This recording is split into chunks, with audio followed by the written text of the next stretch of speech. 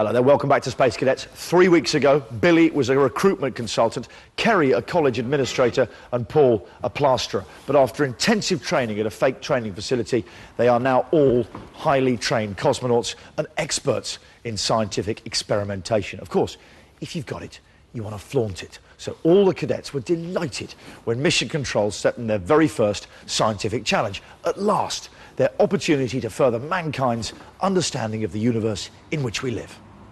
Would cosmonaut Paul please make his way directly to the lab to begin the first experiment? Mission Control wants the cosmonauts to perform a manual dexterity test to see if they're capable of carrying out delicate and complex scientific experiments on board the shuttle. So, the obvious way of testing this out is to get the cosmonauts to build balloon animals in the fume cupboard, wearing thick rubber gloves. We had our first experiment.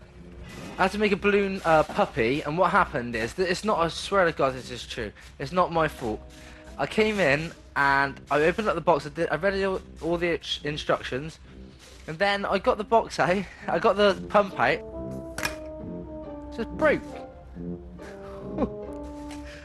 I've accidentally broke my pump, but I'm going to try and do it without it, because there was something wrong with my pump anyway, to be fair.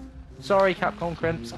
And I sort of messed up the experiment, but I managed to blow up the remainder of the balloons and put them inside the tank so Kerry and Billy could do their next experiment. Capcom will now begin the 5-minute countdown in 5, 4, 3, 2, 1, begin.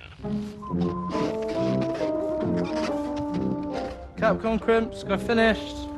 After the minor pump pitch, Paul surprises everyone by making a puppy in under 5 minutes. Cosmonaut Billy is next to take part in the experiment. First up, I couldn't blow up the balloon. Just for the life of me, I was stretching.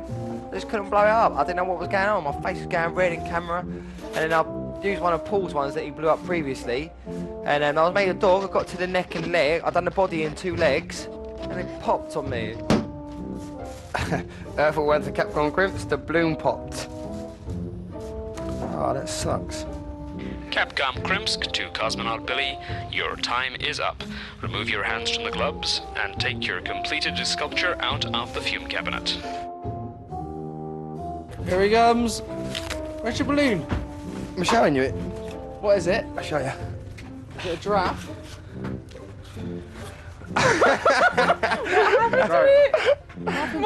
Is it a condom? It's a pig's condom. It's a pig's... It's a worm. It's a pig's tail. Why did you burst it? It popped after about a minute. It was going Capcom Crimps, because to Earth Orbiter 1, you have 1 minute left, and 30 seconds later it popped. So that was pretty gutting. I don't like not doing things, but oh well, chin up. No big deal.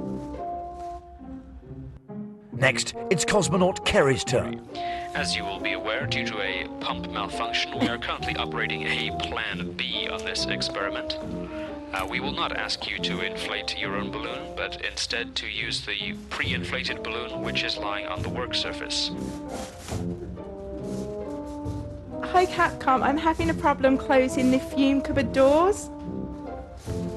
Capcom Krimsk to Cosmonaut Kerry, please verify that the fume cupboard door is completely closed before you attempt to secure it. Hi Capcom, I've completed that task. I am now placing my hands in the gloves. Capcom, I am now ready to begin. Please begin the experiment in 5, 4, 3, 2, 1, begin. Thank you. Oh, my balloon's burst.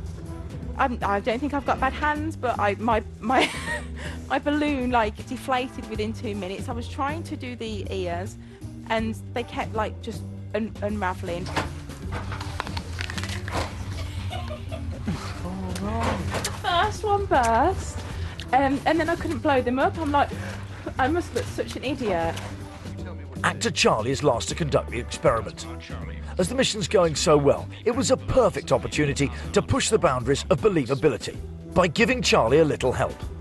You now have 1 minute to decide which balloon sculpture you wish to make. You may choose to make one of your own. Yeah, I think I'm going to make a probably something of my own devising. Oh, yeah, I might even get carried away. What? That's a hat, yeah. Okay, cool. As far as everything in my brain and body knows, I'm in space. And then I look over there and a guy's handing me a balloon animal. And it just sort of sheared through my experience and was quite shocking. It was a shock to me. And yeah, I was a little bit just unsettled. And I know that sounds ridiculous because I'm being unsettled, snapped back to reality. Here's where my years of training as an actor really kick in.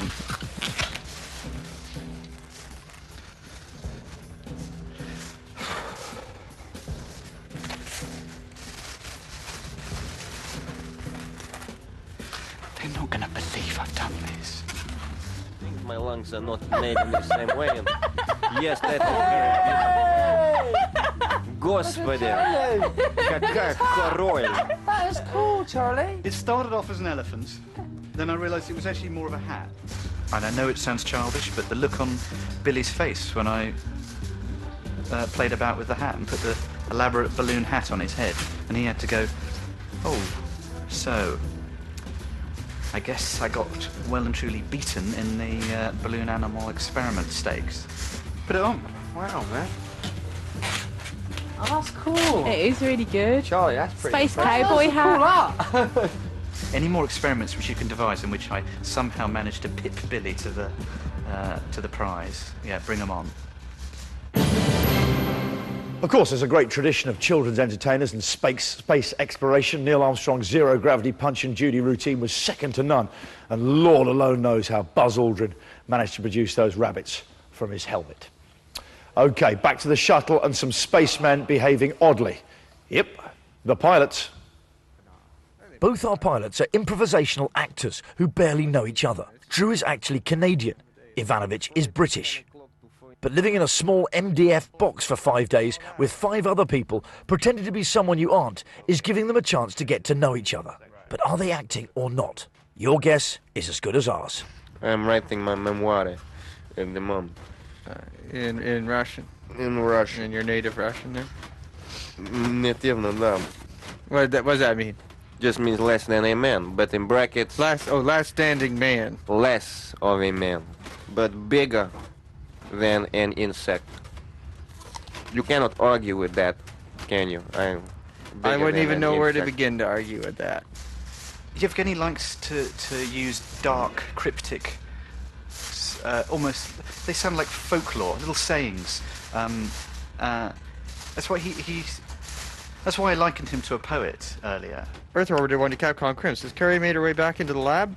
Кремск. Это не Крымск. Крымск. Крымск. Кримск. Кримск. Понимаете? Крымск. Yeah, well, Yevgeny, is it Yevgeny? I'm going to go in there in a minute, and I hope it is Yevgeny. Yevgeny, isn't it? Oh, well, whatever. I will find out. I'm not being rude. He's brilliant. I find him interesting, really interesting, and he's funny as well. He's sort of got he understands everything what we're saying, and he understands jokes well, but he's got a dry sense of humour, and Drew is ever such a nice man. He's looked after us, and he's sort of like the mother figure, I would say, out of the two. You know, they've been told they have to sit.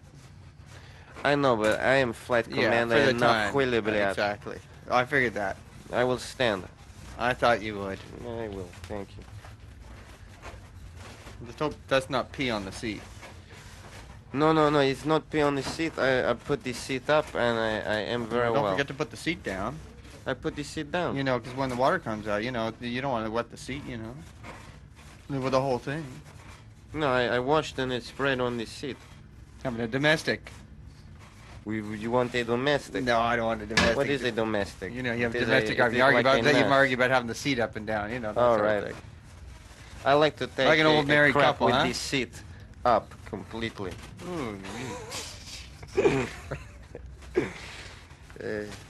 You're crazy like a fox. Like a fox. I like the way Yevgeny orders him around. It just makes me laugh.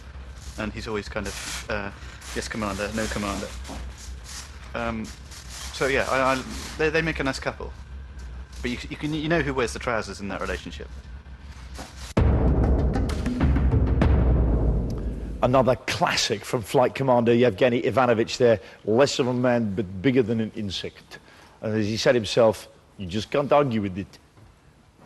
Now, in the universe that the Space Cadets inhabit, they are global celebrities. They face the world's media at a press conference after their selection, so it's inevitable that commercial interests will want to jump on their backs. Let's face it, if Linda Barker gets to wield a giant pair of scissors in the Curry's ads for coming second in the jungle, Britain's first space tourists have got to be in the reckoning for some pretty juicy commercial endorsements of their own. It's ka-ching time. Cosmonauts Billy and Paul have been called to the lab. Mission Control has told them that they're about to record a promotional advert for a fictional Russian pharmaceutical company called Chipov. They have just 5 minutes to learn the script. Right. Oh. Are you alright? You look spaced out. No, I've got a cosmic headache. Well, don't let it grind you up. Don't let it grind you up. Take a fast-acting chip-off capsule. They've paid a star so they can advertise on TV with us. Your headache will be gone in the speed of light. 30 seconds. How's your headache? What headache? Chip-off I had to pretend that I had a headache. Billy had to ask me what was wrong. I had to tell him that I had a headache. He was to give me some pills, and in a flash, I was better. Do it properly now. Start again. Oh, okay. Do it properly. Well, hang Bill, on. do it properly. It's like a brand of tablets that people in Russia use, which they probably use a lot because they're doing a lot of vodka. How's your headache? What headache? Bill? No, stay there. I'll look into the camera. Me and Bill, because we got like a good chemistry anyway, just rolled off our tongue. Well, obviously we had words that they told us to say, but we did it in such a way, in a funny way. Pain relief from the top of your head to the balls of your feet. That was cool. All right, so. We do that sort of thing anyway, like mucking about and interviewing each other. He does a good Johnny Vaughan, doesn't he? So, well, that's all right. Like. After a brief dress rehearsal, Mission Control gets the boys to perform their advert. 2, 1, action. Are you all right, Paul? You look spaced out. No, actually, I got a cosmic headache. Capcom Krimsk to Cosmonaut Paul. We don't believe that you have a headache. Well, I have. We'll try and act for you a bit better. What do you mean? You don't believe that I got a headache? You've got to act a bit more. I can't. Oh, okay. All right, yeah. Just... All right, okay. After a nervous start, they finally get to grips with the idea. Here, you all right, Paul? You look spaced out. No, actually, I got a cosmic headache. Well, don't let it grind you up, mate. Take a fast-acting chip-off capsule. Cosmonauts Billy and Cosmonaut Paul, there is some doubt over whether you should be touching. Oh.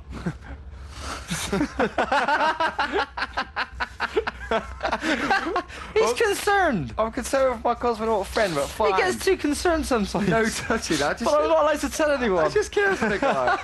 We will go for a record in 5, 4, 3, 2, 1, action. Here, you all right, Paul? You look spaced out. No, actually, I got a cosmic headache. Don't let it grind you up, mate. Yeah, take one of these fast-acting chip-off capsules. It'll get rid of your headache with the speed of light. Hey, Paul, how's your headache? What headache? Chip-off capsules, fast-acting pain relief from the top of your head to the balls of your feet. Capcom Krimsk to Cosmonauts Billy and Paul. Thank you on behalf of Chipov Medicines for successfully completing the promotional advertisement. Yay! Thank you, Chip-off Medicines, and sorry about the touching. Please ensure all scripts and instructions are placed back in the envelope inside the box and returned to the appropriate drawer. Bill, we're doing this all the time. Oh, we done all right there, man. We did fucking good. We just laugh, but... This is Capcom Krimsk, the Room 401. Cosmonauts Billy and Paul, could you please... We're not sure about the touching. Well, I can mention Chipov a bit, though, yeah? No references at all. OK, fair enough. Oh, OK. Hello there. Apparently I can't mention Chipov again because it's what's called product placement. All a bit of a legal headache, which, of course, Chipov could clear up like that by hitting at the heart of... Sorry. We're going to take a break now, and when we return, Kerry and the cadets come so close to the truth, they could touch it.